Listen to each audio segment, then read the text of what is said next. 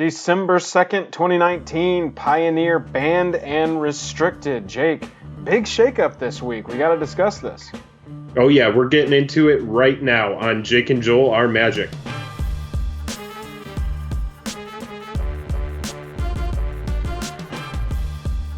Hello and welcome to the day. Thank you for spending your time with us. We are live from the potato here today, and we are talking about Pioneer December 2nd, banned and restricted. Yes, we are live from the potato. I am currently on the road for work, but Wizards stops for no person, and the news keeps a-flowing. We have got a big Pioneer B&R shakeup today. They banned Smugglers Chopper. They banned... What else did they ban? Once Upon a Time and Field of the Dead. Yeah, so Smugglers Chopper had been banned previously. Smugglers Chopper is colorless and is good in pretty much any aggro deck. It was running rampant in the mono black aggro. It was running in Gruul aggro. It was running in decks that weren't even necessarily aggro. It was almost a must run in all decks, and so it made sense that one got banned. This is one of those colorless cards that slots in anything. It was banned in Standard. If you've watched any of the videos on our channel talking about Pioneer, we've talked about Smugglers Chopper. I think we have it in a thumbnail, a target on Smugglers Chopper. It is too good, and it got banned for the exact reasons that it got banned in Standard. It's not surprising if you were holding Smugglers Chopters thinking that they were going to go up in price. That was probably a loose hold, and now, I mean, the proof is in the pudding. The card is too good. There's like enablers that are 1/1s where when they become tapped, they do something. So you have like a 1/1 that crews a Smuggler's Chopper. You get an effect off of the creature getting tapped, and now you're swinging in the air with a 3/3 that loots. It's just too good. The next card that got banned was Once Upon a Time. If you want to talk about cards that were just too good, there were multiple people tweeting after all of the Pioneer PTQs, that's a lot of P's, last week and the week before, that if you're playing a creature-based deck and you're not splashing green specifically for Once Upon a Time, you're probably doing it wrong. Yeah, free spells, man. This comes into that realm of, I think of like Gitaxian Probe and any of the Phyrexian mana effects. Anything where you can pay like an alternative cost, or in this case, just simply by having it in your opening hand before you've cast a spell. Now you're getting a free spell, and then also it's velocity. You know, we always talk about on Jake and Joel Are Magic, we're always talking about velocity and being able to get through your deck and find those important pieces, and that's why cards that cantrip, or in this case, cards that are free spells that just dig for you for free, it's a big deal. You were just talking about, Joel, Once Upon a Time and how important it is in one of your latest Pioneer decks. Yep. of grabbing your Llanowar Elf. Yeah, so it's absolutely necessary. I mean, it can grab... The thing is that it can grab a creature or it can smooth out your land, and I really think that versatility is what forced it into most every deck.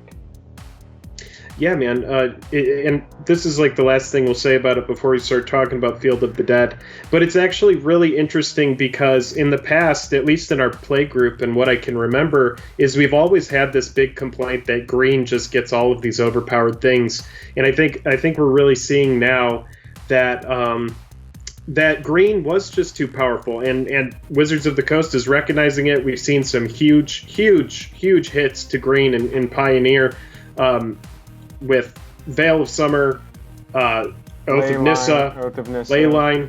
Like most of the bans have been green. So I don't know, something to think about. Yeah. Speaking of free, Field of the Dead, free 2/2s.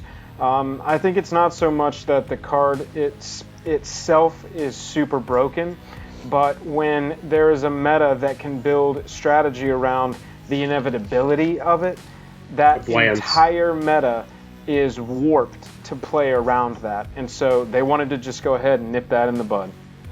Yeah, it was too good in Standard.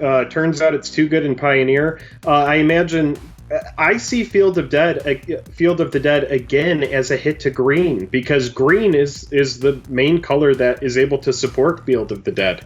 And when you think about Magic, you kind of think, when you get into like a top deck mode, it's like most of the time you're like, I don't want to draw a brick. I want to draw a spell. Right. And in Field of the Dead decks, it doesn't matter. Either one is good. Yeah, So, obviously your spells are still preferred because you can draw Circuitous Route, you can draw, some Hour kind of of Promise. right, exactly, something like that. But when you do draw a land, it's like, fine, I'll take another 2/2. or 2/2s, Yeah, or 3 exactly. 2/2s, Right. depending on how many Field of the Dead are just sitting there. Yep. So what happens here is Field of Ruin and cards that target lands. It's still not good enough. And yeah, it is meta warping and meta defining. Yeah. And I'm not surprised. I really am not. No, I think that these three were kind of the last bans that people were calling for. I think the conversation now needs to be, can we let it breathe? We have gotten, I think, as a community, as a Magic the Gathering community, especially over the last like 6 months or so, the answer to any deck becoming powerful is ban something. And I think that is going to be a poisonous thing going forward, and we need to start changing our mindset. I mean, after the end of this year, Wizards has already said they're moving away from weekly BNR announcements for Pioneer. They were just doing this at the outset of the format so that they could mold it by watching it operate first instead of just guessing. And now it's a time for, I think, it to slow down. Let's get out of the ban mindset. Let's let the format try to find answers to itself. I may be eating my words in a week or two when some new deck becomes the unstoppable force. But I honestly think that as the format moves forward, we need to try and let the deck builders answer the decks and not just lean on Wizards to ban good cards. I mean, we want to play with good cards, right? We want to play with powerful effects. We don't want any single deck or any single card representing, 30% of a meta, but what's an acceptable number? When are we satisfied with a percentage that a deck wins on average?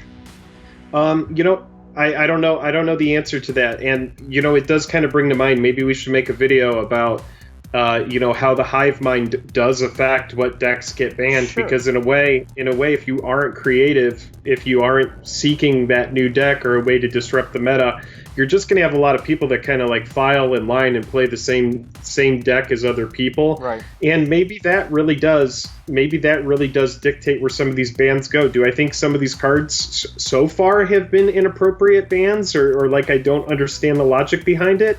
No, not really. No, most totally on board so with the bans that we've seen. Yeah, I agree. But I do understand the merit in what you're saying. It is important to let it breathe, and they did mention in this most recent article on December 2nd that they do intend to let it breathe. That they do recognize that this was a pretty drastic measure that they took.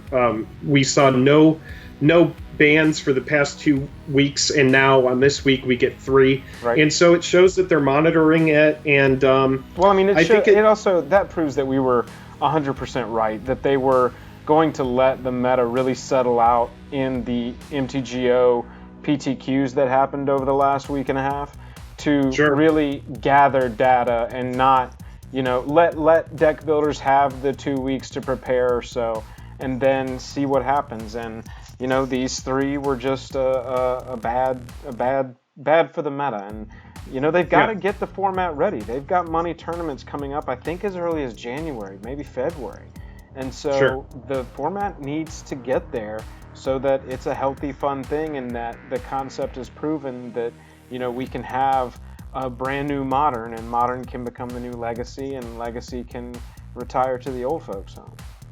Yeah. So what does this mean moving forward for the market of Pioneer? I'm sure if you're watching our video, some of you are interested. What we're going to be doing is we're going to be getting rid of any superfluous cards, anything that we're not playing in decks that has been hit with a ban before. Yeah. I think at this point forward, these are the cards that are on the watch list. So Treasure Cruise, Dig Through Time, Aetherworks Marvel. You can look up the cards that have been banned in Standard before. Make sure you know what those cards are. And if you're not using them, now's probably a safe time to get out. We could see Arclight Phoenix really take off, become the most dominant deck in the meta, and then all of a sudden Treasure Cruise gets hit with the ban, or we could have Dig Through Time get hit with the ban. It's really all up in the air now, and it does depend on how much of the meta is and how much data they can get together to try to figure out where to go next. Yeah, so. I think that the bans are going to slow down overall. I think that, you know, in December we may or may not see another ban. They may give the next 3-4 weeks through the new year to see what happens by taking those 3 out of the Which would meta. make the most sense. Right. That would make the most sense in my agree. mind. Let it breathe. Let players, let the pros, let the amateurs, let's let everybody just play games. Because here's the thing: is last week we were telling you it's a good time to start buying the cards that you want, but we did have the caveat of make sure you're not buying cards that have been banned before. So hopefully you didn't go out and do that. But if you are interested in playing Pioneer, at this point I would say, you know, just avoid banned cards, but you know, have some confidence in buying a deck or cards that you think are good, strong cards, because as we see more bans, this format is going to develop, it's going to shift, and it's going to change. And so I would say right now I would have confidence buying cards. There in response to this BNR, I will likely go out and do some buys on certain cards that I think are really good but are also really cheap, like less than $1. And so I think now is the time to do that. If like Fabled Passage, that card isn't going to get banned. Like, you can kind of have an idea of what cards are going to get banned and what cards aren't. If you have any confusion about that, just reach out to us. Yeah, absolutely. Comment down below, reach out to us on Twitter. Let us know what you think is going to be banned next, if anything. Yeah. Let us know what deck you're about to play in Pioneer. We're about to enter a place where we're going to put up a lot more Pioneer deck lists, a lot more Pioneer gameplay, and really explore the format. I think that it's getting to a healthy place. I personally don't think we need to ban Thoughtseize, which is what a lot of people are crying out for, because it's going to keep a lot of decks in check. I know it feels bad to get hit with that turn 1 Thoughtseize, but come on. If your deck loses, this is just a lot of people that aren't used to playing Modern. Right. It's like Thoughtseize is such a fair and balanced card. When a card is a 1-for-1, it literally trades itself for one other card, and the player loses 2 life. That is a fair effect. Yeah. So if you're sitting there going, "Man, Thoughtseize, it's OP," no, it isn't. You just have to get used to it. Let yourself get used to getting Thoughtseized. Yeah, agreed. We appreciate you watching so much. If you wouldn't mind hitting like, hitting subscribe. If it's your first time here, you want to stay up to date with new deck information for Standard, Pioneer, Commander, Brawl, MTG Finance news, or you just want to see us open booster packs, make sure you hit that subscribe before you leave. Don't forget that if you want to support us further, we've got a Patreon. The link is down in the description below. And if you want to come hang out with us, we're streaming most weeks, Tuesday and Thursday evenings, over on Twitch. Jake, I'm tapped out. Thank you to our viewers for hanging out inside the potato. You know that videos don't normally look like this, but like I said, I'm on a business trip right now for my IRL job, and we definitely wanted to get this video out to you ASAP. Yep, that's it. And if you haven't checked out the Pioneer Sleeper series and you're interested in new Pioneer cards, go ahead and check that out. It's in our playlist. It'll give you a good idea of what we think is good in Pioneer. And you know what? I hope you have a good rest of your night. We'll catch you later. Catch you later.